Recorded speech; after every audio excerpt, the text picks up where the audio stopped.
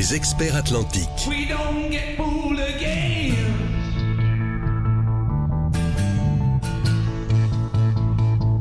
Les experts atlantiques avec Bader Saoudi.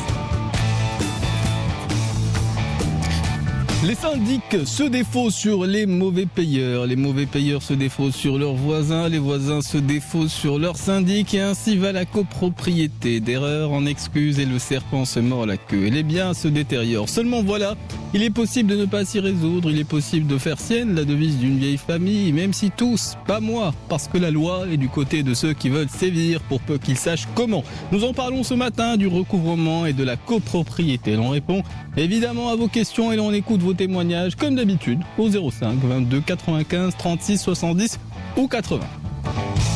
Les experts atlantiques. Bonjour à tous chers auditeurs, nous avons 2 heures comme d'habitude d'émission à consacrer à notre sujet. Ce mardi, notre sujet se résume à la copropriété et Dieu sait si nous pouvons parler d'assurance, nous pouvons parler de recouvrement, de procédure judiciaire et j'en passe. Nous sommes pour en parler avec à ma gauche Jad Aboulachbel qui est notaire, maître Jad Aboulachbel qui est avec nous. Bonjour. Bonjour Badr. Nous sommes aussi ce matin avec un avocat que nous connaissons, Younes Hannibal. Bonjour à toi mon cher Younes. Bonjour cher Badr. Alors nous avons déjà entamé l'émission. Nous avons déjà un peu commencé en parlant des votes. Pas ceux d'hier qui ont fait scandale si j'ai bien compris. Il y avait des élections qui ne sont pas passées. Alors, je vois que, bon, des visages impassibles me regardent. Ils se demandent, mais de quoi nous parle-t-il ce matin? J'avais prédit que, ou j'avais annoncé plutôt qu'on allait discuter des syndics tout particulièrement parce qu'ils ont un rôle, parce que nous n'avons pas un sur le plateau, alors on peut ne pas prendre de gants cette fois-ci. Alors ça nous change effectivement par rapport aux émissions consacrées à la copropriété. Je sais que Younes Hannibal ne prend de gants avec personne. Alors, pour dire leur cas de vérité. Il est dans mes pensées. Oui, dès que je dis promoteur et syndic, c'est bon. Il est en position d'attaque. Ils sont pas tous mauvais, non? Oui, bien sûr. Non, mais dénonçons des pratiques, pas des. Oui, certaines pratiques. Pas des professionnels de façon générale et générique, parce que bon. S'il suffisait de cela, les notaires, les avocats non plus ne sont pas exempts de défauts comme tout un chacun. Bien sûr, on l'assume. Oui. Non, finalement, mais il y a des choses qu'on retrouve dans le syndic de façon générale, qu'il soit bénévole ou syndic professionnel. Il y a certaines personnes qui se croient dotées d'un pouvoir extraordinaire, d'un pouvoir absolu de faire ce qu'on veut dans une copropriété. D'où, parfois, la mauvaise interprétation, voire même l'incompréhension du rôle ou bien de la définition juridique de ce que c'est qu'un syndic. Donc le syndic, vous n'êtes monsieur ou madame ou je sais pas qui, n'importe quelle personne désignée lors d'une assemblée générale.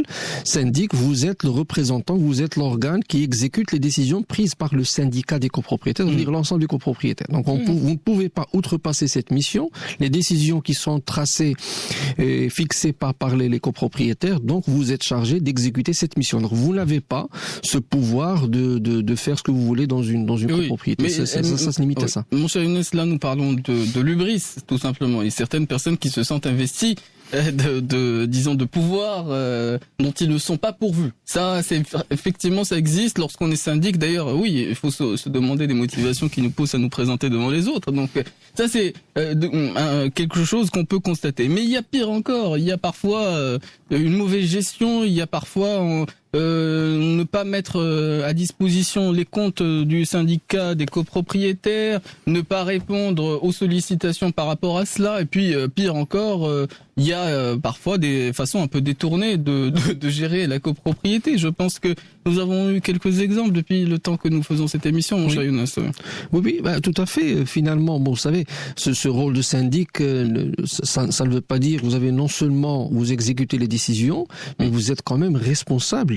Vous êtes civilement responsable, voire même pénalement responsable. Donc vous êtes soumis à un certain nombre de conditions qu'il faut respecter et vous engagez votre responsabilité civile si un un dommage est causé à la copropriété par négligence, par une faute directe, le syndic engage sa responsabilité, voire même il peut faire l'objet d'une révocation s'il est avéré qu'il a commis une faute qui porte atteinte aux intérêts de la collectivité. Oui. Et d'ailleurs, pour prendre un exemple, parce que nous n'avons pas eu le temps la semaine dernière de lire tous les messages que nous avions reçus sur la copropriété, comme souvent. Donc je sollicite nos auditeurs qui souhaitent participer avec nous ce matin, de s'y prendre un peu à l'avance, si possible. Vous pouvez nous contacter au 05 22 95 36 70 ou 80.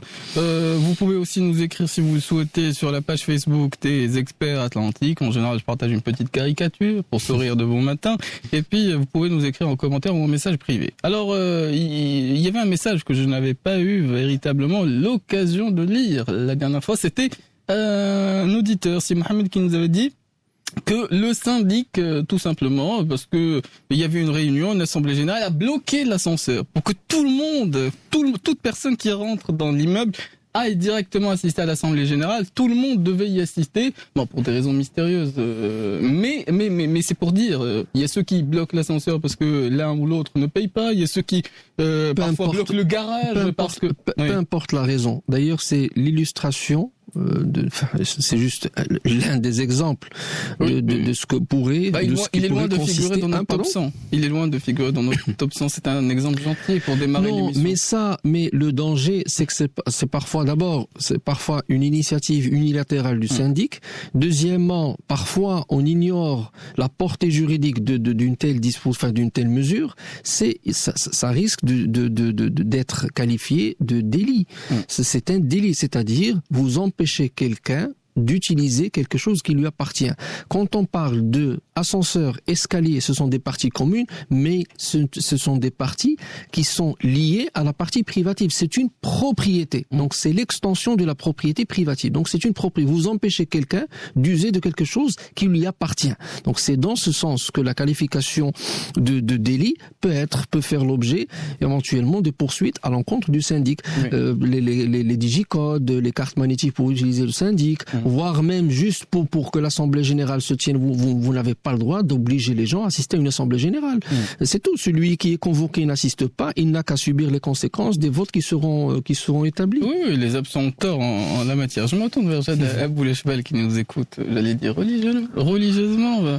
Je disais, il y a certains qui sont pas du matin. Alors Jade Aboulechbel, on a parlé un peu du syndic, du rôle du syndic. Je sais que les notaires, ils sont intéressés à ces questions-là de copropriété par un biais, parce que lorsqu'on transfère un bien, on se dit, est-ce que la personne qui vend son bien a payé tout ce qu'elle devait à la copropriété ou non? Et donc les notaires peuvent ou non procéder aux vérifications. Ça, il faut vous souligner, parce que tous ne le font pas. Alors je me retourne vers toi, mon cher Jade Aboulechbel.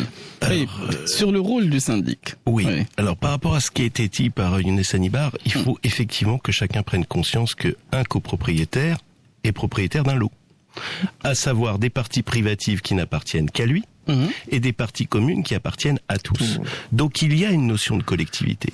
Et c'est justement parce qu'on partage en commun les parties communes qu'il y a toute une organisation destinée à protéger le fonctionnement de cette copropriété. Et donc les assemblées générales qui réunissent les copropriétaires et le syndic ont ce rôle essentiel. Parce qu'il faut effectivement qu'il y ait toute une structuration qui permette d'optimiser le potentiel du bien. Alors, quand vous êtes copropriétaire, vous avez des droits. Et vous avez aussi des obligations. Et la première des obligations, c'est de payer vos charges. Les charges, vous les payez à la copropriété, donc à vous-même indirectement. Et l'idée de ne pas les payer, c'est affaiblir l'ensemble de la copropriété.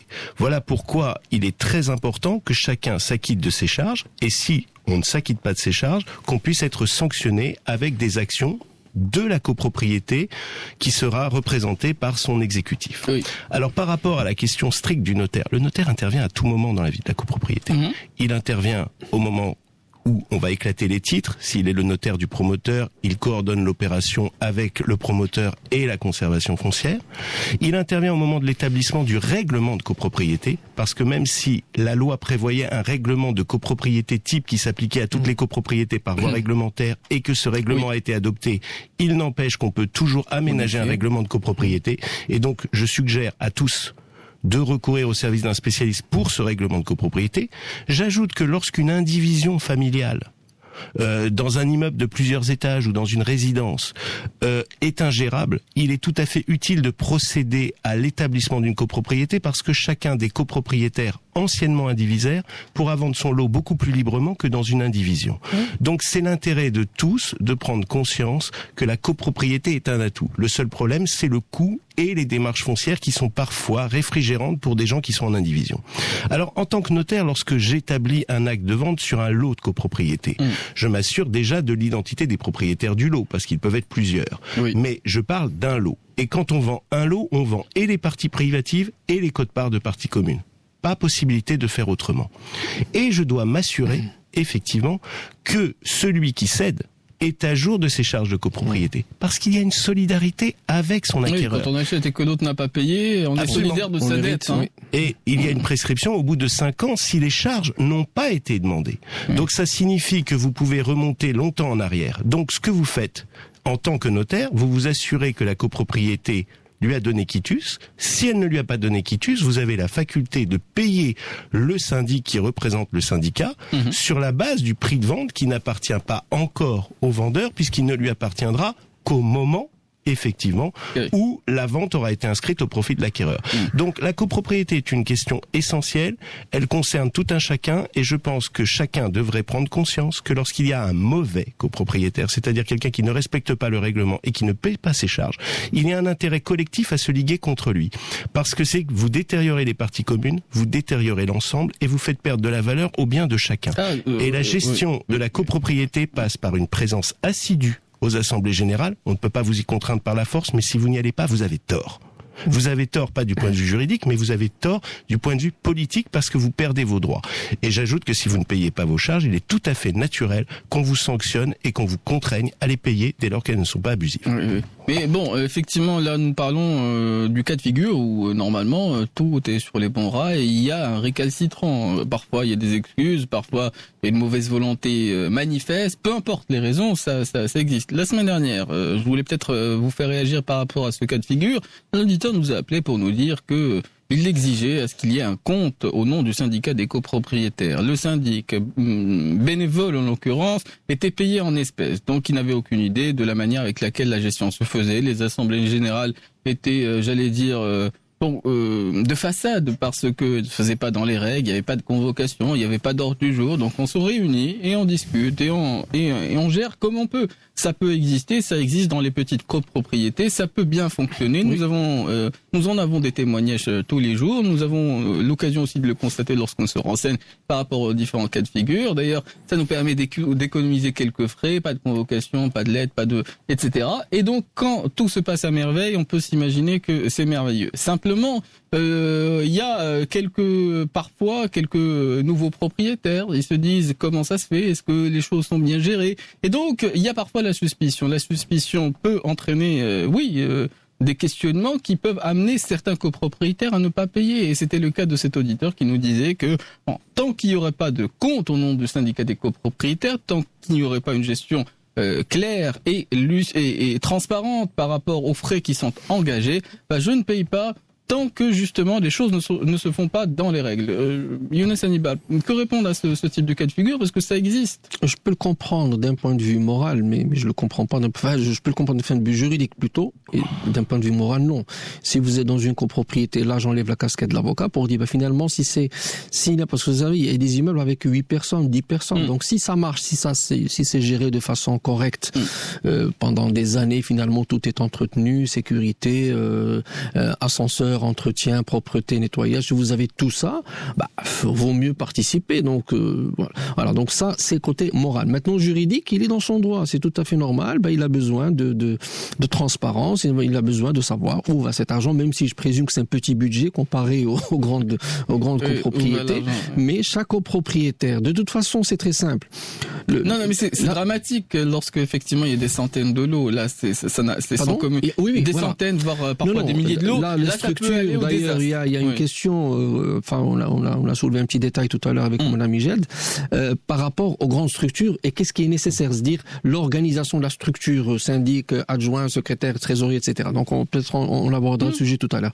Mais pour les petites copropriétés, Oui, en général, ça fonctionne entre 3 ou 4 personnes et quand c'est bien géré, il n'y a pas de problème. Mais juridiquement, chaque copropriétaire est en droit de réclamer à ce que les choses soient claires et transparentes. Maintenant, le fait de ne pas payer, ça peut inciter, ou bien ça devrait inciter le syndic ou bien celui qui a été désigné, je ne sais pas si on peut l'appeler syndic, à tenir une assemblée générale. Pourquoi ? Parce qu'il ne peut pas contraindre ce copropriétaire à payer parce qu'il n'a pas le support juridique pour engager une action judiciaire. Les experts atlantiques. Posez vos questions au 05 22 95 36 80. 05 22 95 36 80. Bader Saoudi. De retour sur le plateau d'Atlantique Radio ce matin, ce mardi, nous parlons de copropriété. Chers auditeurs, si vous avez des questions à formuler, vous pouvez soit nous écrire sur la page Facebook des Experts Atlantiques, soit nous appeler en direct au 05 22 95 36 70 ou 80. Pour répondre aux questions, nous sommes accompagnés par deux spécialistes, notaires et avocats. À ma gauche, Jad Aboulachbal, maître Jad Aboulachbal, et à ma droite, maître Younes Hannibal, qui songe peut-être à une reconversion. Je vois que durant les pauses, on s'entraîne au flash d'actualité. Oui. Mais on était en train de découvrir, parce qu'on n'a pas écouté, faut confesser aussi à l'antenne. On n'a pas écouté notre collègue Karim. Non, mais l'environnement, le cadre, oui. C'est vrai qu'il ne faut pas avoir l'esprit obtus. On ne sait jamais dans la vie. On essaie. Non, mais déjà, les avocats, ils ont tant et tant de choses à faire. Les dossiers sont très divers. Imaginons, la copropriété, c'est un monde. Et puis, les dossiers d'assurance. Et puis, tant et tant, le contentieux. Imaginons les affaires pénales. Vous êtes censés être des touche-à-tout, Pas forcément. Moi, je suis un fervent partisan de la spécialisation. Chacun son domaine d'excellence. Et puis, ça ne veut pas dire qu'on n'a pas des connaissances dans d'autres matières, mais la pratique, c'est autre chose. C'est vrai que au fur et à mesure, même les notaires se spécialisent, c'est dire. Donc malgré la durée du stage qui est particulièrement longue. Ayant fait mes études à l'étranger, je ne vous parlerai pas des stages au Maroc, mais ils duraient à l'époque 4 années pour ceux qui réussissaient du premier coup. Voilà. Donc le rictus en dit long. Oui. Il attendait de recevoir. Oui. Comme Federer qui s'apprête à... Oui. Ne faites pas médire sur mes confrères, certains ont réussi du premier coup. Bon, on citera personne et tout le monde sera heureux. Alors, chers auditeurs, nous revenons à nos moutons, à un autre sujet. Tout à l'heure, effectivement, avant la première partie d'émission, je voulais qu'on aborde cette question concrètement du recouvrement. Je sais que les avocats qui ont en quelque sorte les mains dans le cambouis, parce que même un syndic professionnel, il sollicite des avocats pour aller au tribunal. Après, effectivement, les bons syndics, en quelque sorte, ont de bonnes pratiques à partager, de bons conseils à proposer, et notamment en termes de budget à réserver à ces frais de recouvrement, et au fait que lorsqu'on dépose une plainte pour récupérer l'argent qui est dû à la copropriété, on prévoit les frais judiciaires. Younes Hannibal. Alors, très très bonne question, parce que ça crée parfois de la confusion dans les esprits. Alors, déjà, effectivement, un syndic averti est le syndic qui, pendant une assemblée générale, soit pour un petit peu annoncer sa candidature et puis expliquer un certain nombre de choses, soit lorsque il rend compte de ce qu'il a fait pendant un mandat, fait en sorte qu'une procédure de recouvrement fasse l'objet d'un vote. C'est pourquoi ? Parce que la procédure, aussi efficace qu'elle soit, telle que décrite d'ailleurs dans la loi, elle ne vous permet de récupérer que le principal et les taxes judiciaires. Pas plus. Il n'y a pas de dommages-intérêts, parce que c'est une procédure spéciale d'injonction de payer, et dans l'injonction de payer, il n'y a pas d'intérêt, parce que ce n'est pas une opération commerciale, et il n'y a pas d'indemnité. Donc c'est uniquement le principal. C'est trop facile pour les récalcitrants qui peuvent ne pas payer pendant 3 ou 4 ans, et puis finalement ce sera le montant principal qui sera payé, et les frais d'avocat seront supportés par la copropriété, c'est-à-dire à quelqu'un qui doit 10, pour récupérer les 10, il va falloir dépenser 3. Oui, mais justement, la raison pour laquelle j'ai parlé de procédure et de façon concrète de procéder, c'est parce que justement, initialement, qu'est-ce qui dissuade les gens d'aller en procédure judiciaire? J'y arrive. C'est la méfiance à l'égard de la justice, les frais, on se dit peut-être que ça va nous coûter plus cher. La méfiance, je ne sais pas, parce que les choses telles qu'elles sont prévues dans la loi ne permettent pas finalement de dissuader la personne. Elle dit, je paye aujourd'hui, je paye la semaine prochaine, je paye l'année prochaine, ou bien je paye 5 ans plus tard. De toute façon, ce sera le même montant. D'accord. Bon. Maintenant, pour récupérer ce montant, va falloir mettre de l'argent sur la table pour payer l'avocat, pour payer les huissiers de justice, etc. Mais selon les bons Donc conseils, ce n'est pas normal, que pour récupérer 10, la copropriété paye 3. Donc ça, c'est pas logique. Maintenant, qu'est-ce qui se passe? On fait voter pendant l'Assemblée générale une procédure de recouvrement. Oui. Puis le procès verbal de l'Assemblée générale faisant office de contrat opposable aux copropriétaires, il va falloir prévoir une disposition à travers laquelle on prévoit plutôt qu'en cas de défaillance, premier avis, il y a 500 dirhams qui s'ajoutent, et puis en cas de recours judiciaire, les frais seront supportés. On met en général le montant forfaitaire à hauteur de X, qui devrait couvrir à la fois les honoraires de l'avocat et puis aussi des procédures de saisie, parce que on fait en sorte de réduire au minimum le montant des frais de justice, mais on tient pas compte. Parfois, vous savez, il y a un élément très important. Il ne suffit pas d'obtenir la décision de justice, il va falloir l'exécuter. Ah oui. Et l'exécution, l'exécution peut se faire selon deux méthodes. Soit que la personne paye après après avoir été notifié de la décision, il se peut qu'elle ne paye pas, elle vous oblige à prévoir des procédures de saisie. Ces procédures de saisie, va falloir payer également pour les obtenir. L'inscription à la conservation, pour inscrire une saisie à la conservation foncière, va falloir passer à la caisse. Si vous voulez mettre le bien en vente aux enchères, va falloir passer à la caisse. Il faut que le bien soit évalué par un expert. Donc tous ces frais, va falloir prévoir lors de l'Assemblée générale. Il va falloir budgétiser tout ça jusqu'au bout de la procédure. Du budget sera réservé à ces procédures. Et de toute façon, s'il n'est pas utilisé, il a cette fonction dissuasive, j'imagine. Si on n'utilise pas ces fonds pour aller effectivement chercher l'argent là où il se trouve, c'est-à-dire dans les poches de ceux qui auraient dû payer, on peut le laisser de côté comme des fonds et l'utiliser, je ne sais pas. Un fonds de réserve. Je me retourne vers notre invité, Jad Aboulachebal, parce qu'il y a une question qui s'adresse directement au notaire. Bon, semble-t-il, il n'y a pas de souci, en l'occurrence, il n'y a pas de problème. En tout cas, l'interrogation n'est pas, semble-t-il, particulièrement justifiée. En tout cas, si Abdelatif nous écrit, pourquoi les notaires refusent de donner le règlement de copropriété pour constituer un syndic, mon cher Jad Aboulachebal? Alors, il faudrait s'entendre sur le mot refuser. Je vais simplement vous répondre de manière générale sur le rôle du notaire, sur le rôle du règlement et sur le mode de fonctionnement. Le règlement de copropriété, il doit être adopté par la copropriété s'il n'en existe pas un préalable. Alors il y a deux hypothèses. Le promoteur qui va céder les lots a déjà établi un règlement de copropriété, ce que l'on l'invite à faire. Oui. Et dans ces cas-là, à chaque acquisition, c'est-à-dire à chaque fois qu'il vend un lot, il remet un exemplaire du règlement de copropriété. Ce règlement de copropriété est donc remis par le vendeur à l'acquéreur. Et dans l'acte d'achat, rédigé par le notaire, l'acquéreur reconnaît que l'on lui a remis le règlement de copropriété. Et d'ailleurs, il est systématiquement demandé dans l'acte d'achat que l'acquéreur reconnaisse que le règlement de copropriété lui a été remis. J'ajoute que un règlement de copropriété doit normalement être déposé à la conservation foncière dans le titre foncier mère, ce qui signifie que si vous avez égaré le règlement de copropriété, vous avez toujours la faculté de vous rendre à la conservation pour demander une copie du règlement de copropriété en vigueur. Oui. Ça, c'est l'hypothèse où le règlement de copropriété est établi par le vendeur promoteur. Il se peut cependant que dans de nombreuses copropriétés, aucun règlement de copropriété n'ait été établi. Dans ces conditions, il y a deux hypothèses. Soit vous le faites établir, et dans ces cas-là, l'Assemblée générale se réunit, et elle doit voter l'adoption d'un règlement de copropriété selon des règles de majorité assez sévères, c'est-à-dire 3/4.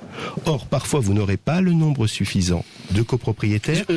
Excusez-moi, Jad Aboulachebal, je voudrais prendre un exemple concret. Imaginons que il y ait une résidence avec 15 lots et 3 lots vendus, ou 4 ou 5, peut-être 5 lots vendus et 10 qui appartiennent aux promoteurs. Que fait-on de cette règle de majorité aux 3/4 pour avoir dans cette hypothèse, je pense que le promoteur a déjà établi le règlement de copropriété et que vous l'avez validé au moment de l'acquisition lorsque vous avez signé l'acte de vente. C'est-à-dire que vous avez admis les règles de la copropriété à venir, même si l'occasion de la cession du premier lot, la copropriété n'est pas née puisqu'il faut attendre la première cession inscrite pour qu'il y ait au moins 2 propriétaires.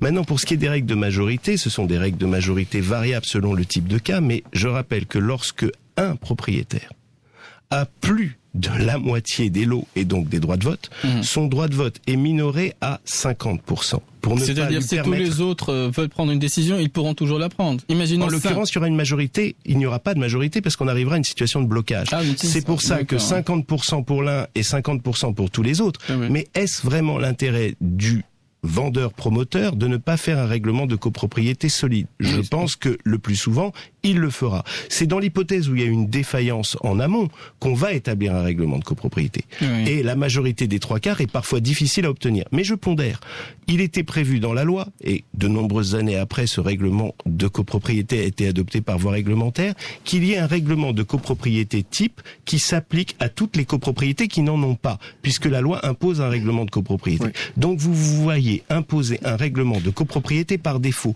mais sur lequel vous n'avez peut-être pas autant réfléchi, que vous n'avez pas pu amender. Donc l'idée, c'est quand même de faire un travail en amont. Mais je répète, avec Maître Hannibal, on sera d'accord sur ce point. Il y a un texte législatif, c'est très bien. Mais si l'ambiance au sein de la copropriété est détestable, tous les prétextes seront bons pour faire soit annuler des assemblées générales, soit pour créer des blocages. Donc il est évident qu'une copropriété où il n'y a pas une sorte d'affinité élémentaire a vocation à péricliter. Le rôle du syndic est essentiel parce qu'il peut jouer ce rôle de liant. Voilà pourquoi il faut le désigner. Ou de bouc émissaire. De bouc émissaire, de liant, d'exutoire. Il est multifonction. C'est pour ça qu'il vaut peut-être mieux recourir à un professionnel qui, du fait de sa rémunération, acceptera plus de contraintes qu'une personne qui s'est portée bénévole et qui, au bout de quelques semaines, en aura assez de se faire constamment embêter. Mais vous comprenez bien que ces organes ont un rôle essentiel, que la sociologie n'est pas le droit et que vous avez parfois des blocages très pénibles et que vous avez des règles de majorité qui font que. Mais vous avez un règlement de copropriété type en dernier ressort. Donc à partir de là, le règlement de copropriété, pour répondre à la question, n'est pas chez le notaire, sauf s'il est en relation très étroite avec le promoteur.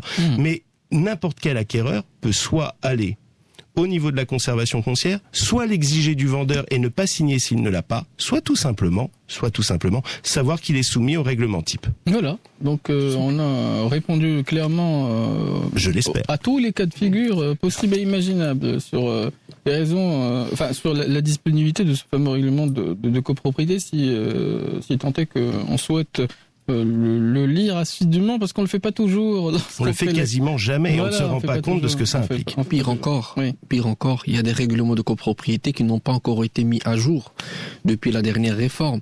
Attention, il y a la dernière réforme qui date de 2016, il y a eu un délai d'1 an pour mettre en harmonie les règlements de copropriété. Pire, les règlements de copropriété dont les dispositions seraient en contradiction avec une nouvelle loi, les telles dispositions sont frappées de nullité. Donc il y a des copropriétés qui n'ont pas encore mis à jour ce règlement de copropriété. Donc on risque de se heurter, éventuellement, si on devrait faire application d'une disposition du règlement de copropriété, de se heurter à un cas de nullité. Ça va rajouter du blocage à la situation. Oui, effectivement. Et par rapport justement, notamment ce cas de figure concret que j'ai souligné, je ne sais pas, Maître Younes Hannibal, si vous voulez peut-être réagir à ce cas de figure, je disais, parce que pas plus tard que la semaine dernière, j'avais en tête le témoignage de quelqu'un qui, effectivement, 5 familles ont fait l'acquisition d'un bien immobilier et le promoteur était encore largement majoritaire. Il n'a pas vendu la majorité des lots, donc il n'y a pas encore d'ascenseur, il n'y a pas d'électricité, il n'y a pas ces choses élémentaires. Il y a les compteurs, mais comme il n'y a pas de paiement, il n'y a pas de copropriété, ils se disent, je ne sais pas comment expliquer cette situation, mais en tout cas il y a un contentieux entre les acquéreurs, les primo-acquéreurs et le promoteur en l'occurrence sur cette question de copropriété. Dans ce cas, c'est pas une question qui relève de la copropriété, c'est une question qui relève de la garantie. Ça, c'est autre chose. Le promoteur a vendu, il a promis un certain nombre de caractéristiques dans la chose vendue. Ces caractéristiques, les équipements, ça peut prendre plusieurs formes, n'existent pas. Donc, si on établit que ces éléments n'existent pas, on peut remettre en cause la vente ou bien la diminution du prix. Ce sont des règles de la garantie, c'est-à-dire c'est une opération qui est liée à la vente elle-même, n'est pas à la copropriété, parce que je suis censé obtenir ce que je partagerai plus tard avec le promoteur. Donc si cet élément commun n'existe pas, ça on revient en règle, à condition bien entendu que les délais soient respectés. D'accord. Et puis la question des paiements, c'est-à-dire en fonction des parts des uns et des autres. En l'occurrence, pour reprendre ce cas de figure, disons il y a 10 lots, 5 sont vendus et 5 autres ne sont pas vendus. Imaginons que les choses, soient dans l'optique de préserver l'intérêt général et collectif de cette copropriété, à savoir que chaque lot paye les charges qui lui incombent tout simplement. Et le promoteur qui en a 5, est-ce qu'il doit en payer 5 ? Comment les choses doivent se faire concrètement ? Ben oui, c'est calculé en fonction de l'unité. Attention, le promoteur, on calcule pas c'est-à-dire le promoteur, s'il est encore propriétaire de 5 lots, ce sera payé de toute façon au tantième. Donc le total est tantième de chaque lot qui lui appartiendra. Il faut budgétiser tout ça aussi, parce qu'on va revenir peut-être à la question classique qu'on l'abordera peut-être plus tard, celle de payer préalablement les frais de syndic. C'est ce qui arrive assez souvent. C'est ce qui arrive assez souvent. D'ailleurs, des fois, on fait cette opération même auprès des notaires, Jadab Boulachebal. Alors, j'attire votre attention sur ce qui vient d'être dit pour vraiment que chacun prenne conscience des choses. Effectivement, lorsque l'on s'est engagé à fournir des parties communes, cet engagement relève de l'obligation du vendeur. Ce n'est pas une question spécifique à la propriété. Donc il faut dissocier les deux problématiques. Je rappelle que lorsque vous vendez un lot de copropriété, vous vendez à la fois les parties privatives et à la fois une quote-part sur les parties communes. Ce qui fait que vous êtes tenu de tout les obligations qui résultent du contrat de vente lorsque vous êtes vendeur. Ça, c'est un premier point. Donc, vous pouvez toujours actionner un vendeur qui n'a pas fourni ce qu'il devait fournir. Maintenant, la question de la c'est-à-dire l'obliger à faire fonctionner l'ascenseur, même si... en tout cas, avoir un ascenseur qui existe. Oui. Parce que si l'ascenseur n'existe pas, vous ne le ferez pas fonctionner. Dès lors qu'il existe, les charges de copropriété sont collectives. Et de ce fait, le copropriétaire qui vient d'acquérir son lot doit payer les charges proportionnellement. C'est-à-dire que le promoteur doit aussi payer les siennes dans la proportion des lots qu'il détient. Mais j'attire votre attention sur le fait que la copropriété va naître à partir du moment où il y a eu une acquisition d'un lot et que cette acquisition est inscrite sur le titre foncier si le bien est immatriculé, s'il ne l'est pas au moment de l'acte. Donc la copropriété, indépendamment des défaillances de ces parties communes, est née. Et la logique de la copropriété va naître. Donc s'il s'agit d'améliorer ou de financer les parties communes, on rentre dans ces logiques d'assemblée générale. Mais il y a une obligation qui résulte du contrat de vente que le vendeur doit respecter. Oui. Donc effectivement, on a mis un peu les pendules à l'heure, j'avais envie de dire, sur ces questions-là, parce que je sais qu'un certain nombre d'auditeurs qui nous écoutent parfois ne veulent pas rentrer en confrontation avec le promoteur, et surtout dans l'enthousiasme de la nouvelle acquisition, on se dit bon, ça va passer, on va s'arranger, on va bien gérer. Si je n'ai pas l'ascenseur, si. Oui. C'est-à-dire on m'a vendu un bien et budgétiser tout ça en plus, non. Parce qu'il sait vivre, Younes Hannibal, il a raison, parce que effectivement cette tolérance, c'est exactement ce qui encourage ces mauvaises pratiques. Je peux être tolérant par rapport à un promoteur qui entend un petit peu valoriser les unités qui restent encore non vendues, des travaux, peut-être des nuisances sonores dans l'intérêt. Oui, ça reste des choses tolérables. Mais lorsqu'on me vend une partie privative liée à des parties communes et ces parties communes, une partie de ces parties communes n'existe pas, non, il y a de quoi assigner le promoteur. Oui, assigner. Et des fois, simplement le simple fait de déclencher la procédure judiciaire cet effet dissuasif. Pas forcément judiciaire. Parfois. Vous savez, lorsqu'on voilà, donc on favorise toujours les règlements amiables parce que s'embarquer dans une procédure judiciaire alors que vous venez d'acheter votre bien, ça n'augure rien de bon pour la suite. Maintenant, quand on dit assigner, le mettre devant ses responsabilités, agir contre le promoteur en faisant valoir les droits qui découle de la garantie. Voilà, donc pas forcément l'action judiciaire. Donc c'est un peu dans ce sens que j'aimerais intervenir. Non, mais tu sais mon cher Younes, il y a un mot, des fois il y a des mots clés dans la copropriété. Des fois on dit promoteur, des fois on dit syndic, des fois on dit nuisance sonore. Et hop, les gens se reconnaissent. Mais c'est ça le charme de cette émission. Donc j'en profite aussi pour dire aux éditeurs qui souhaitent prendre la parole. Nous restons à vos dispositions jusqu'à midi si vous souhaitez effectivement poser des questions ou témoigner. C'est au 05 22 95 36 70 ou 80. Vous pouvez nous contacter également sur la page Facebook des Experts Atlantiques en commentaire ou en message privé. Alors je lis ce message. Bonjour chers experts, c'est monsieur Amine qui nous écrit. Il nous dit est-ce que, s'il vous plaît, est-ce qu'on a le droit d'interdire aux magasins du rez-de-chaussée d'utiliser la façade de la résidence, même à côté de leur magasin pour leurs enseignes? interdire aux magasins au rez-de-chaussée d'utiliser la façade de la résidence pour leurs enseignes. C'est-à-dire, il y a des magasins au rez-de-chaussée et puis il met des enseignes, il déborde sur la façade et semble-t-il, cet auditeur, je ne sais pas s'il est syndic, mais il envisage peut-être de prendre des décisions d'encourager ses copropriétaires d'aller en ce sens. Est-ce que c'est possible? Oui, alors, bon, si c'est possible, mais il faut nuancer. La façade est une partie commune, c'est la loi. Oui. Donc l'utilisation de la façade pour X raisons doit passer par l'autorisation du syndic. C'est le syndic qui autorise à condition, bien entendu, que cela ne porte pas atteinte aux intérêts des copropriétaires. Maintenant, il y a aussi l'intérêt de celui qui exerce peut-être une activité commerciale au rez-de-chaussée et qui a besoin de cette enseigne. Maintenant, ça peut se faire de deux manières, bien sûr. Donc, ça peut se faire de deux manières. Soit solliciter l'autorisation du syndic qui peut, en fonction de l'importance. Les experts atlantiques. Posez vos questions au 05 22 95 36 80. 05 22 95 36 80. Bader Saoudi. De retour sur le plateau d'Atlantique Radio, une émission consacrée ce mardi, je le rappelle à nouveau, pour cette deuxième heure, consacrée à la copropriété. Pour parler de notre thématique du jour, nous sommes avec deux maîtres, en l'occurrence. Maître Jad Aboulachbal, qui est notaire, et maître Younes Anivar, qui est avocat au barreau de Casablanca. Faut-il encore le rappeler dans cette émission?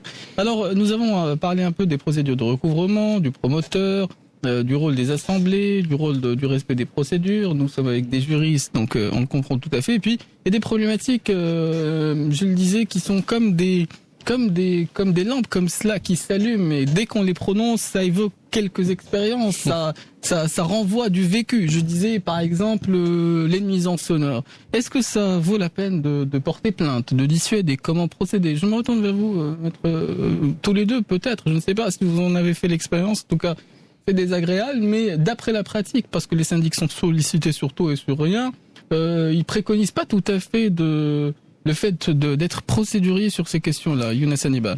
Le syndic, alors par rapport aux nuisances sonores, faut faire le distinguo. Le syndic n'intervient que si il y a un problème d'isolation phonique. Alors le problème d'isolation, pourquoi je parle de ça? Parce que les murs qui séparent les appartements sont des parties communes. Donc s'il y a des interventions à effectuer à condition de prouver que c'est en raison d'un problème d'isolation que un copropriétaire subit des nuisances sonores, le syndic intervient.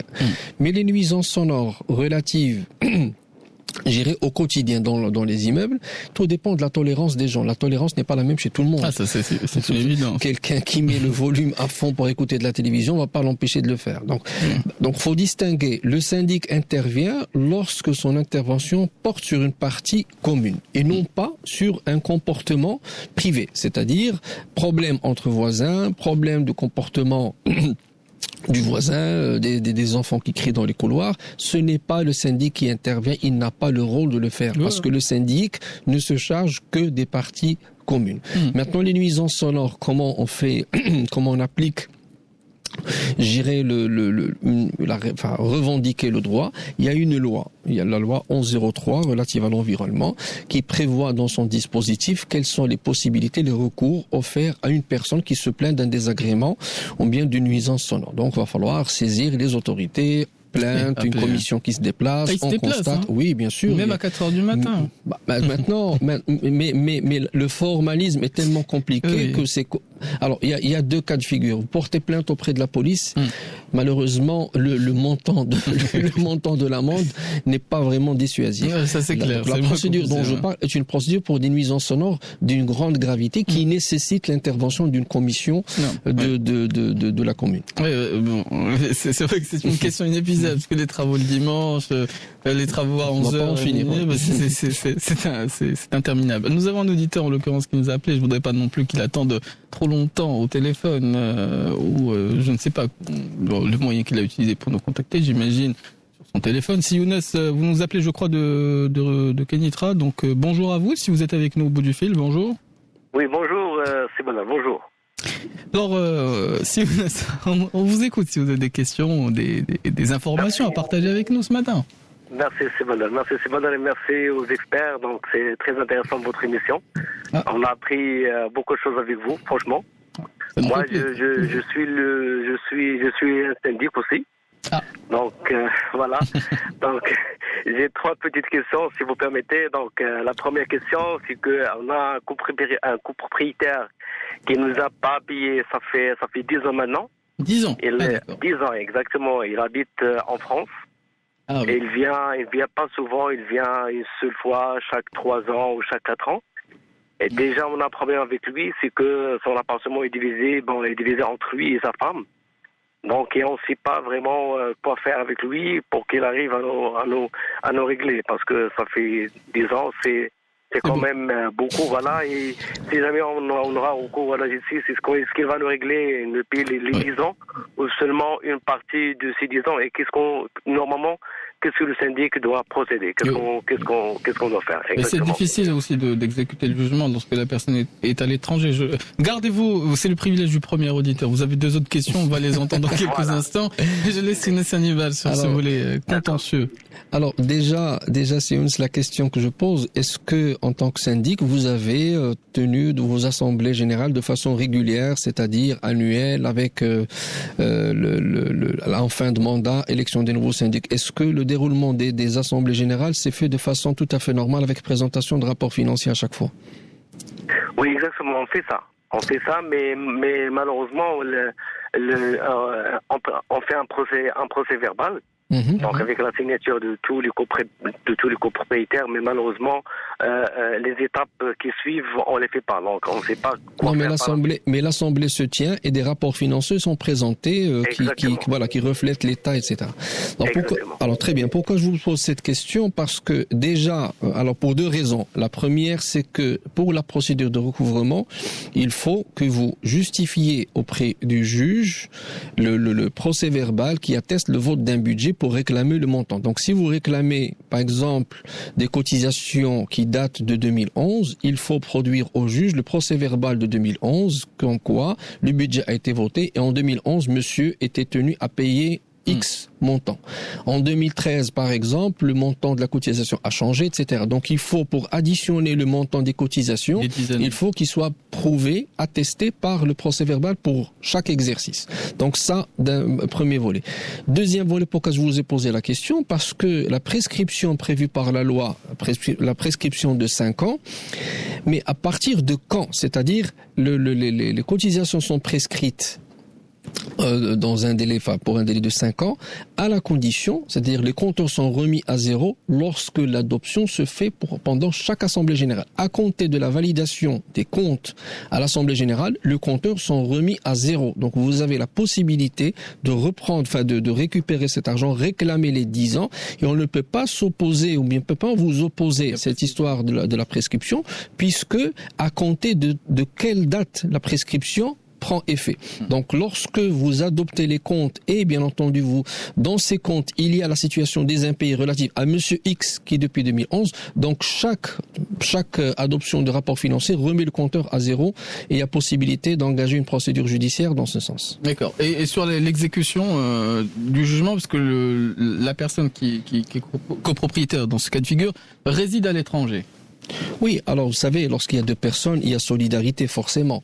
Donc, pour déjà, dans un premier temps, vaut mieux avoir un jugement entre les mains qui a une durée de validité de 30 ans. Donc, autant avoir une décision de justice entre les mains, inscrire avec ce jugement une saisie sur le bien, voire même une hypothèque, parce que c'est la loi qui le prévoit, condition l'hypothèque, si lorsque les biens meubles ne suffisent pas à payer le montant de la créance. C'est pour qu'à un moment ou à un autre, vous récupériez l'argent. Dans un premier temps, faut prendre les choses par priorité. D'abord, garantir la créance avec un titre entre les mains. C'est très important. Deuxièmement, garantir l'exécution en inscrivant une saisie.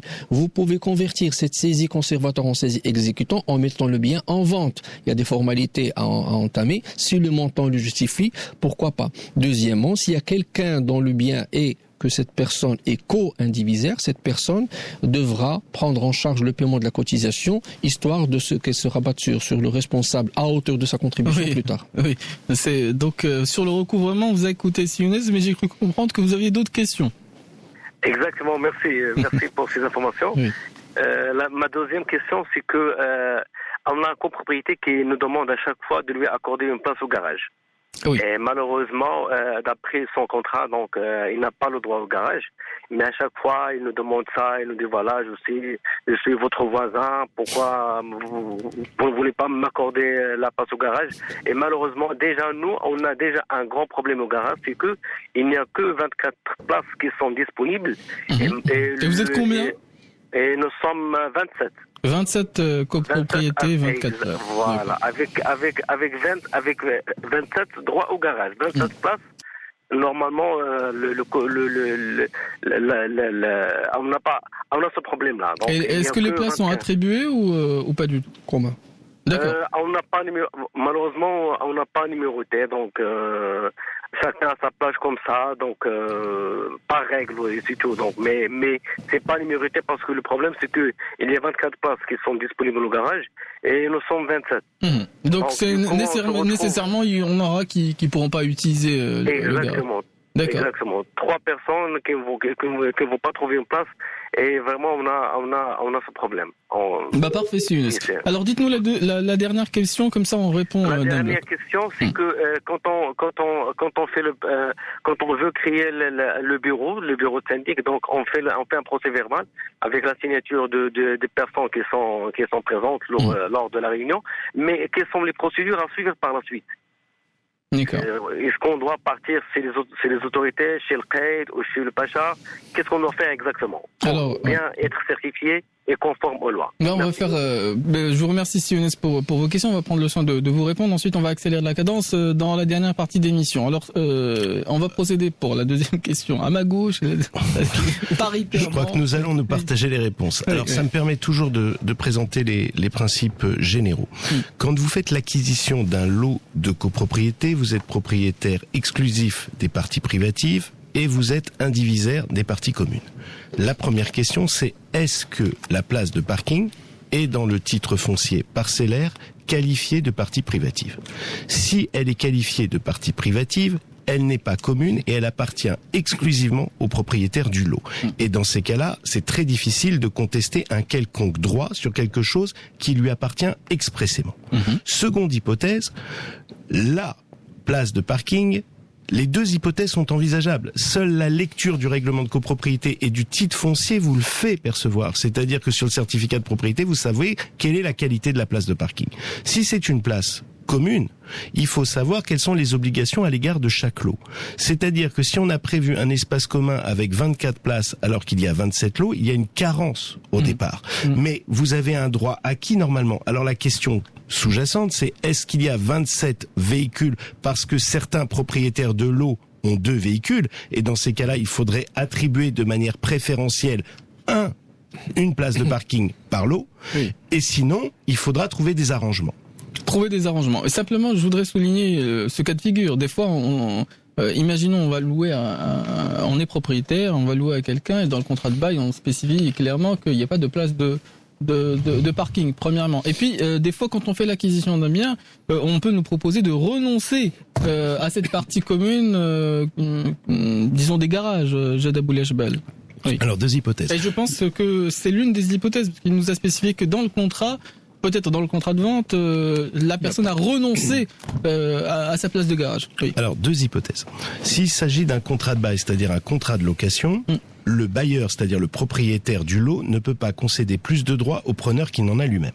Donc la question est de savoir ce qu'il y a dans le bail. Mais le bailleur propriétaire qui n'a pas de place parking privative ne peut pas en conférer une au preneur. Et dans ces cas-là, le preneur ne pourra se prévaloir que des parties communes dont pouvait se prévaloir à l'usage le bailleur. Ça, c'est la première hypothèse. La deuxième hypothèse, qu'est-ce que la faculté de renonciation? Si, je répète, la partie parking est une partie privative, il en est propriétaire, il n'a rien à renoncer. Parce que déjà, sur le titre foncier, la partie privative lui appartient. En revanche, si c'est une partie commune, la renonciation est de la propre discrétion du propriétaire sur un droit d'usage et de jouissance. Et elle engage, à partir du moment où elle est actée, elle engage tous les propriétaires successifs du lot. Alors, j'attire juste votre attention sur un tout petit point. On ne peut pas altérer l'usage, les facultés de votre partie privative contre votre volonté, même si toute la copropriété est d'accord. Oui. Donc là, vous avez des droits acquis. Oui. Maintenant, si vous y avez renoncé de votre propre initiative sur les parties communes, ça vous engage et ça engage les Oui, autres. mais justement, des fois, on y renonce en ayant en contrepartie, par exemple, certains privilèges, à savoir, par exemple, payer 2 fois moins des charges de Intégrez-le copropriété. dans le règlement de copropriété. D'accord. Faites figer vos droits respectifs. Ah oui, parce qu'on Donc peut il est changer d'avis. très important, effectivement, que quant à la répartition des charges, il y ait une compensation. Mais vous savez très bien que l'acheteur aura les mêmes droits que vous dès lors que vous les avez figés dans le marbre. Voilà, on ne pouvait pas donner des réponses plus complètes sur ce volet. Peut-être la dernière question, on va y répondre. Younes Hannibal, je précise simplement aux auditeurs qu'on va raccourcir la pause musicale pour la dernière partie. On va essayer de prendre les appels en l'occurrence et répondre à ceux qui nous écrivent parce qu'il y en a quelques-uns. Je le disais, là, ça s'accélère à 11h30, c'est une habitude. Alors Younes Hannibal, sur la 3e question qui nous a été posée. Tout simplement. Alors, la seule formalité prévue par la loi après la tenue d'une assemblée générale, c'est informer les autorités. Donc, il n'y a pas d'autorisation, il n'y a rien de contraignant, ou bien les dispositions, les décisions prises en assemblée générale ne sont pas conditionnées par une autre autorisation ou par une autre condition qui interviendrait plus tard.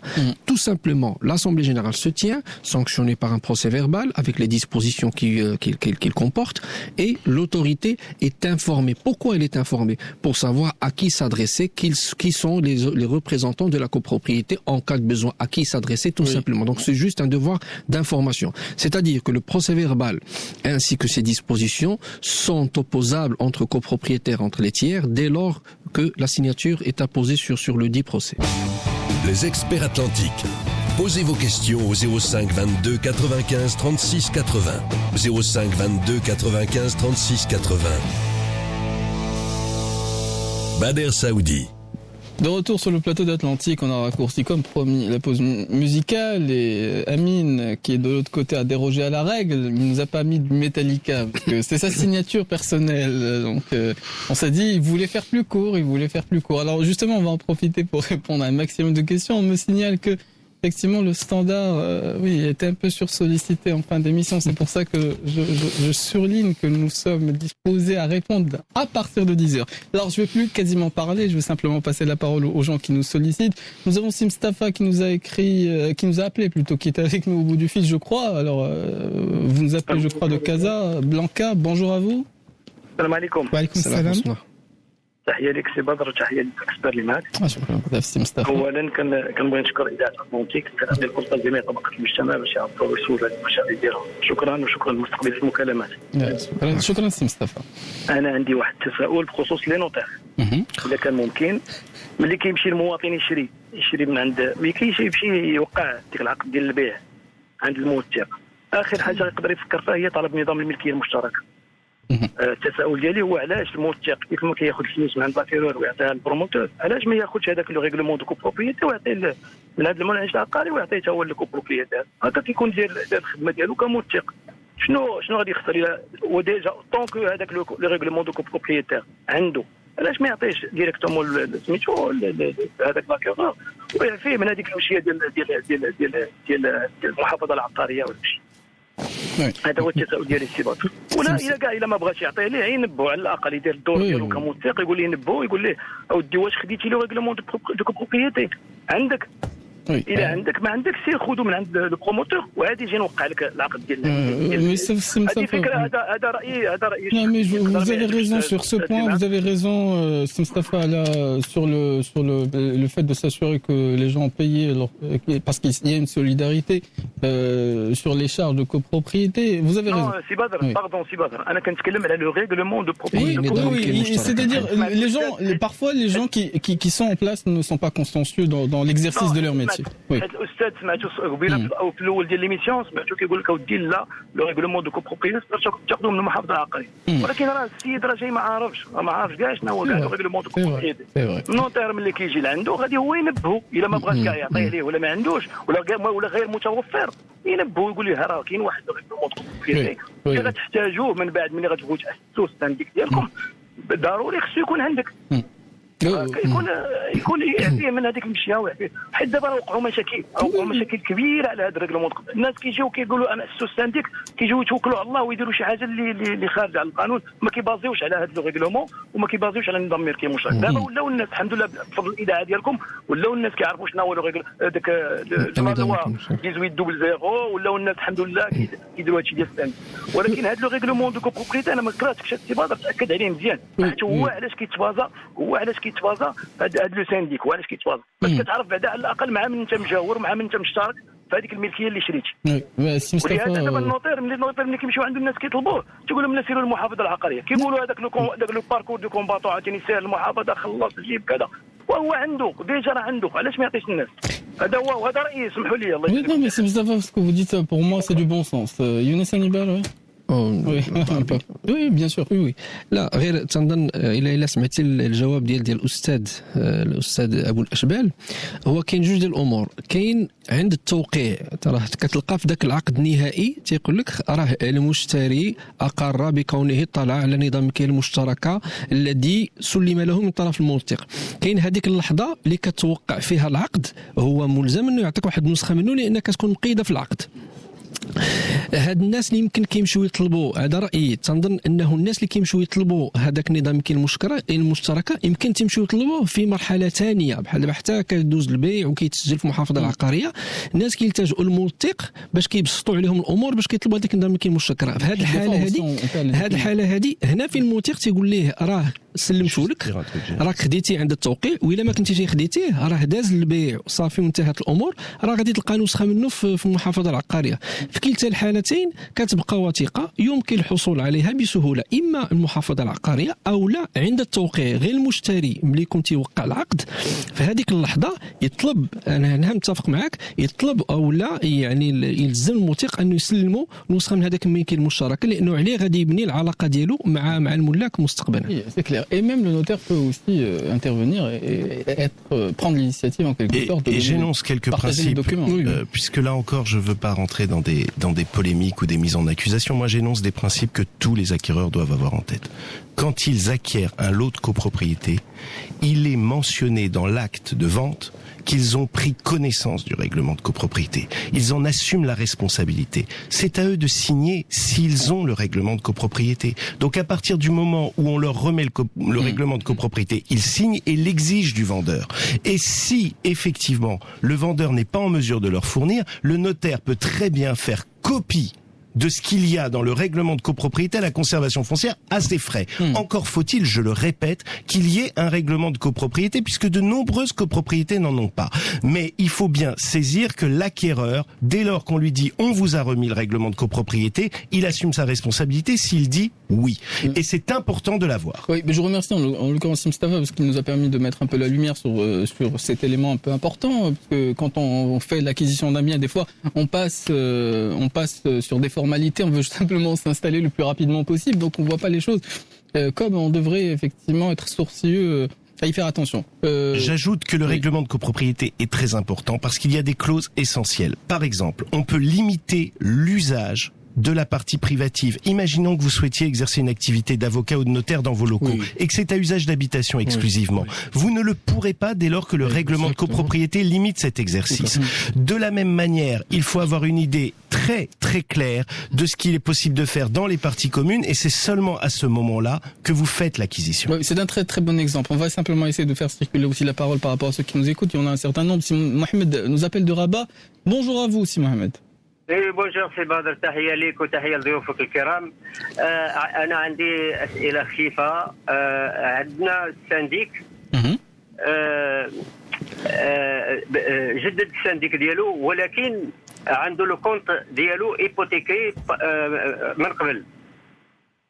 واش عنده الحق يحل الكونت بسميه لي مومبر دو؟ وهذا خلق مشكل لانه الناس ريتيسون ما بغاوش يخلصوا، كيقول لك هذاك الكونت غير قانوني.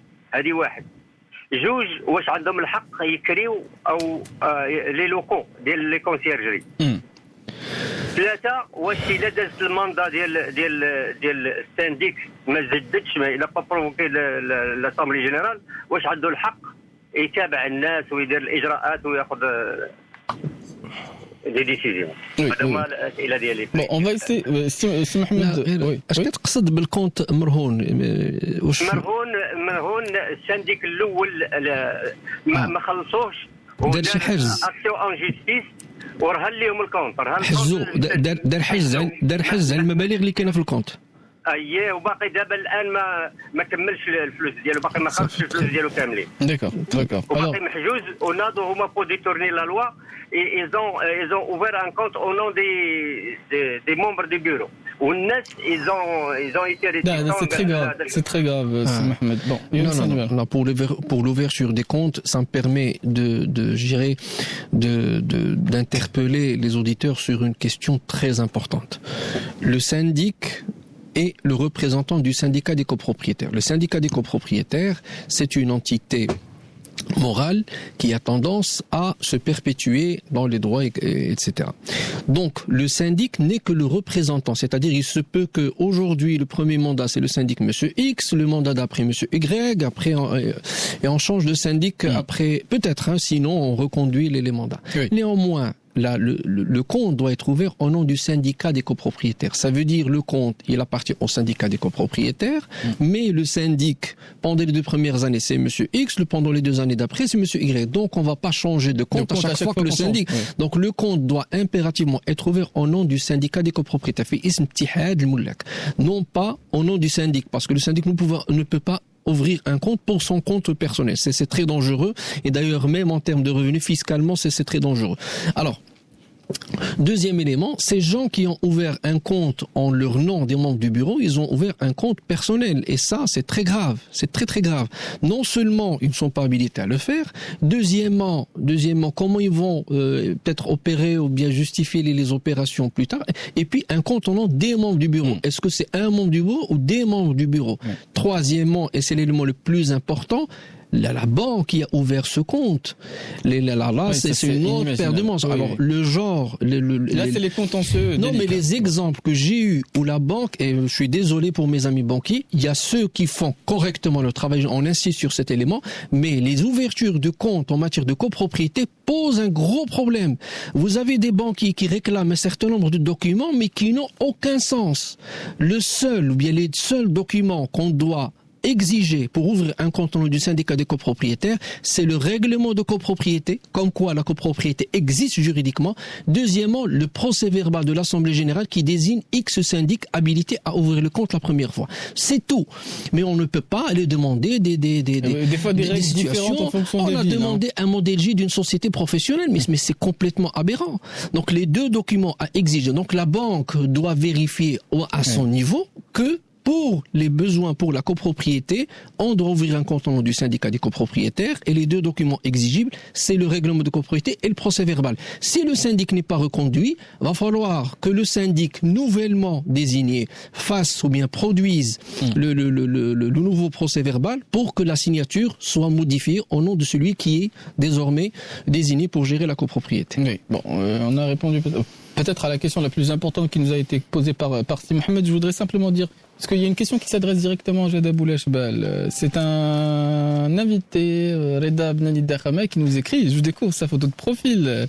Je vois le drapeau du Maroc, alors je salue Reda Bnani Dakhama, son patriotisme, alors en l'occurrence manifeste, difficile de l'éviter. Alors Reda Bnani Dakhama nous écrit ceci: bonjour chez Abad, je saisis l'opportunité de cette émission en présence de Maître Hannibal, Maître Aboulachbal, pour vous demander quel est le recours contre un copropriétaire qui vend un bien en copropriété via notaire, et ce dernier ne demande pas de quitus. On en a un peu parlé ce matin. Ne demande pas de quitus de syndic alors que le bien est en copropriété. Comment faire par la suite? Est-ce qu'on doit se retourner contre le notaire, contre l'ancien propriétaire, contre le nouveau propriétaire, étant donné qu'il est solidaire de la dette? Mais encore, et le bonjour à vos intervenants du jour. Ah bah, il y a quand même un peu de rime, un peu de style. Alors ça fait pas de mal. Nous allons répondre à notre ami patriote de la manière suivante. Premièrement, il nous permet de préciser que ce qui est débiteur, c'est le lot. Et ce n'est pas pour rien que le notaire doit s'assurer du quitus de la copropriété. Parce que si la copropriété n'a pas donné quitus, le lot reste débiteur. Et donc le nouvel acquéreur devient débiteur de la copropriété. Ce qui signifie que s'il y a eu cession, le syndic qui agit pour le compte de la copropriété est en droit de demander au nouveau propriétaire de payer les charges qui n'ont pas été payées avant. Et le plus souvent, c'est plus facile pour lui, parce qu'il a en face de lui celui qui est susceptible de payer. Voilà. Alors à partir de là, je pense qu'ils ne vont pas se fatiguer à essayer de retrouver un propriétaire qui a disparu, et ils vont demander à celui qui a acheté de payer. Il est normal qu'il soit tenu de payer puisque c'est son lot. Lui, après, peut se retourner contre le cédant. Mais c'est une action en justice et il faut qu'il retrouve le cédant. Donc c'est lui qui assume les risques. Voilà pourquoi le notaire se doit d'avertir des risques et bien informer de la nécessité de fournir ses quitus. C'est pas par amusement, c'est pas par plaisir qu'il va s'échiner à demander un quitus du syndic, et c'est pas par hasard qu'il va harceler les gens pour qu'on lui donne un interlocuteur. Parce que parfois les copropriétés n'ont même pas de syndic. Donc on doit avoir quelqu'un qui justifie qu'il n'y a pas de charge. Oui. Et je dois dire que les questions sur les notaires, je sais qu'il y a beaucoup de commentaires, notamment de Synodine, on va les évoquer en temps et en heure. Lorsque nous aurons la thématique consacrée à cela, le temps s'accélère. Sachant que ici, je n'engage que ma personne, je ne suis mandaté par personne. C'est déjà pas mal. Je n'agis pas au nom d'un ordre quelconque, je réponds à des questions techniques. Si demain nous devons parler du notariat, appelez nos représentants légitimes, et moi, s'il y a des questions périphériques, j'essaierai d'y répondre. Ben voilà, c'est dit. Alors, Synodine, c'est pas qu'on esquive, c'est simplement que c'est pas tout à fait la copropriété. Je garde en goguette. Alors, si Ahmed nous a appelé de Rabat, il a longuement patienté, je le remercie d'ailleurs. Bonjour à vous, cher auditeur. Oui, bonjour. J'espère qu'on vous a pas trop fait attendre. Non, c'était un plaisir d'écouter. Ça nous fait plaisir. Conseil. Oui, voilà, je suis syndic d'un petit immeuble, d'un immeuble de 14 appartements. Jusqu'à présent, tout va bien. Il y a une personne qui a pris des chats, il les a ramassés et il les a mis au sous-sol avec tout ce qu'il faut pour entretenir des chats. Oui. On voit les croquettes un peu partout. Si j'ai bien compris, oui. Du lait parfois, des croquettes, de l'eau, et etc. Oui, ces chats, ils circulent dans la cage d'escalier jusqu'à la terrasse et tout ça. Ça dérange un petit peu. Jusqu'à présent, je ne sais pas à qui s'adresser pour. Je me suis adressé poliment avec elle et on a discuté. Elle a dit, tu n'as qu'à faire ce que tu peux faire. D'accord. Est-ce que c'est les autorités? Est-ce que c'est... on a tenu une réunion, tout le monde est d'accord pour qu'elle enlève ça, qu'elle les fait rentrer chez elle. Voilà. Bon. Bien, une petite réponse, je sais pas, avec beaucoup de réserve. Normalement, c'est le syndic qui doit saisir, parce que cette personne qui prend des chats pour les loger dans la copropriété, elle les loge dans ce qui appartient à tout le monde. Donc autant prendre l'aval de l'ensemble des copropriétaires. Maintenant, pour ces cas de figure, c'est la commune qui intervient. Il va falloir saisir la commune par écrit pour prendre les mesures éventuellement pour éviter toute compte. Oui, je sais, parce que c'est la commune qui intervient pour ce genre de situation, parce que je vois mal le syndic, quelles sont les mesures que prendrait le syndic par rapport à ça. Voilà, donc faut qu'il y ait une protection administrative. Ou peut-être qu'il y a des associations qui peuvent les récupérer. Tout simplement, ces chats-là. Non, mais si on part d'un désagrément, il va falloir faire les choses. Parce que les chats, ça se reproduit très très vite. On ne sait pas assez, mais au bout de 8 mois, c'est un problème récurrent, croyez-moi. J'ai vu ça ailleurs, et ça crée même des tensions entre voisins. Il y a les pros, il y a les contre. C'est parce qu'il y a un désagrément, vous n'aimez pas les animaux, c'est ce qui ne veut rien dire. Oui. Et ce qui se passe, en l'occurrence, c'est que tout le monde ne trouve pas des mêmes solutions pour lutter contre la solitude. Autant covidien, je peux vous dire que dans la partie privative, dans la partie privative, il n'y a pas de problème. Mais dans la partie commune, c'est imposer ça au reste des copropriétaires. Oui, bon, là c'est un peu de bon sens, mon cher Younes Hannibal. En l'occurrence, je crois que des associations sont disposées. Il y en a qui ont un amour tel des animaux qui se mobilisent, qui se déplacent, qui font des visites, etc. Donc peut-être vous allez regarder sur les réseaux sociaux aussi, Ahmed, et voyez s'il y a des gens bien disposés à faire le travail pour vous. C'est tout ce qu'on vous souhaite, d'éviter un peu les désagréments. Salem, je crois, nous a appelé de Casablanca. Je voudrais qu'on vous entende, cher auditeur. Bonjour. Alors, je suis là. Bonjour Sebad, bonjour les experts. Bonjour. Alors, deux questions d'ordre général. La première, je profite de la présence de l'avocat et du notaire. Est-ce que l'avocat a le pouvoir d'établir des donations? Là, c'est le contentieux qui va démarrer sur le plateau. Je peux vous répondre. C'est une très bonne question, Cicel, oui. Justement, parce qu'on est bloqué au niveau, l'avocat qui a fait des donations, on est bloqué au niveau de la conservation. Certaines conservations acceptent, d'autres n'acceptent pas, on comprend pas. Je vais vous donner ma réponse, si vous le souhaitez. Oui, la réponse elle est claire, nette et précise, même si elle est orientée, mais c'est le texte de loi qui le dit. Le texte de loi précise qu'en matière de donation, je dis bien de donation, il faut un acte authentique. Or, l'avocat, je suis désolé pour Maître Hannibal en face de moi, ne fait pas d'acte authentique. Il n'y a que les notaires et les adouls qui peuvent établir un acte authentique. Donc, normalement, le conservateur est tout à fait en droit de refuser pour des questions de forme votre donation au motif que la donation s'imposant sous la forme authentique, vous ne pouviez même pas aller voir un avocat agréé près de la Cour de cassation pour recevoir la donation. Donc, j'invite tous les auditeurs à éviter cette erreur et donc faire des donations par acte notarié ou adoulaire lorsqu'il s'agit d'un bien immobilier titré. Et la parole, elle est à la défense. Non, je n'ai rien à dire, la réponse est claire. Oui, bon voilà. Merci pour la réponse. Et le conservateur a raison de le refuser. Voilà. Alors, l'autre question, s'il vous plaît. Allô? Oui, on vous écoute, Cicel. Qu'est-ce qu'on fait dans le cas où on est en litige avec un notaire qui n'a pas exécuté le travail? Et qu'est-ce qu'on peut faire pour récupérer les dossiers pour décidément. Commencer, continuer. Alors, je continue et je vais vous répondre de manière générale là encore, parce que effectivement, je vous répète que je ne suis en rien représentant des notaires ici, mais il est tout à fait normal que des gens qui recourent au service de notaire demandent des comptes. Premièrement, lorsque vous êtes confronté à un notaire qui ne fait pas son travail, demandez une justification, parce que parfois il ne peut pas le faire dans les délais impartis, tout simplement parce qu'il se heurte à des administrations rétives. Une fois que vous avez vu que ce n'est pas lui, mais l'administration, il peut bénéficier d'un délai complémentaire pour accomplir la prestation. Maintenant, si c'est sa responsabilité personnelle qui est engagée, je vous invite à prendre attache avec le conseil régional de la ville, puisqu'il joue souvent un rôle de médiateur. Et dès lors que le cas n'est pas irrécupérable, ils peuvent vous expliciter ce qui ne va pas et vous avez un médiateur qui peut apaiser les choses. Dans l'hypothèse où cette médiation n'aboutit pas, alors il y a toujours la possibilité d'actionner. Mais dans ces cas-là, il faut prendre un avocat, mais je pense qu'il faut envisager toutes les voies de recours en amont pour parvenir à un accord amiable et que le notaire puisse se justifier, parce que parfois, souvent même, vous avez des difficultés qui sont inhérentes aux administrations et pas exclusivement à la pratique du notaire concerné. D'accord. Donc, Salim, je vous remercie pour vos interventions. Je me souviens de la thématique que vous nous avez proposée. Il y a des thématiques qui seront proposées notamment en termes de patrimoine architectural, de gestion des anciens bâtiments de nos villes.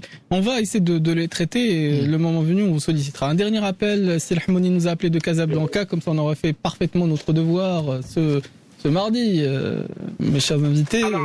Oui, salam alaikum, Sir Hamoni. عليكم السلام ورحمة الله. الله يرحم لكم الوالدين. عندي أنا كنت سانديك ديال واحد العمارة ساكن فيها. هذه مدة 8 سنين وأنا جو في تو تريزوري سانديك كل شيء. وواحد لابارتمون ديال كونسيرج كريتها. وكان وهذاك الكرا ديالها هي باش كنصوب العمارة كانت سباغ درت لها ليماج درت الكاميرا درت بزاف ديال سميتو جو في تو. واش عندي الحق أولا؟ ولنا بالموافقه ديال الاخوان كاملين واش عندنا الحق اولا. ثانيا واحد السيد ما مخلصش هذه 7 سنين هو في الامريكان ما كيخلص. واش عندنا الحق ندعيو؟ Voilà, on va essayer d'être rapide, Sir Hamouni. Et d'ailleurs, une partie de la réponse se trouve dans cette émission d'aujourd'hui que vous pouvez réécouter. Maître Younes Hanibar. Non, alors déjà pour l'allocation de la loge de la loge d'un local, cela requiert l'accord, l'aval des copropriétaires. Donc si ça s'est fait en assemblée générale, oui, il n'y a pas de problème. La deuxième question concerne quelqu'un qui n'est pas اسواش عندك الحق. Oui, الحق ديما كاين, mais اسواش الممارسه ديالو ممكنه ولا لا؟ بيان سور شوف الشروط واش عندك متوفره ولا لا. المسطره القضائيه كتقتضي انك الا بغيتي دير مسطره قضائيه ضد هذا السيد هذا كتقتضي انك توفر 4 الوثائق: المحضر ديال الجمع العام، خصك شهاده الملكيه، خصك الانذار، وخصك واحد الكشف حساب بسيط كتوجدو كتسنيه. الا كانوا هاد 4 الوثائق موجودين راه كتستافد واحد المسطره قضائيه استعجاليه. Oui, il y a le jugement, après l'exécution, on aura l'occasion de revenir parce que c'est une question récurrente. Je remercie les auditeurs qui nous ont sollicités. Je remercie nos 2 invités ce matin. Au revoir à tous.